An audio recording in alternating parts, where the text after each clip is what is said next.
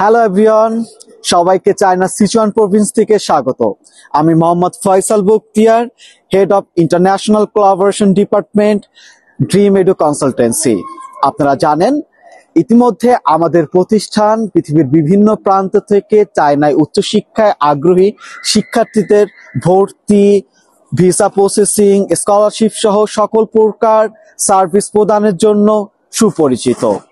বিদেশে উচ্চশিক্ষাকে আরো স্মুথ ও সহজলভ্য করে তোলার লক্ষ্যে আমাদের প্রতিষ্ঠান জাপান ও মালয়েশিয়ায় উচ্চশিক্ষা প্রত্যাশী শিক্ষার্থীদের সহযোগিতার জন্য খুব দ্রুতই জাপান এবং মালয়েশিয়া উচ্চশিক্ষার সম্পর্কিত সকল প্রকার সার্ভিস প্রদান করতে শুরু করবে।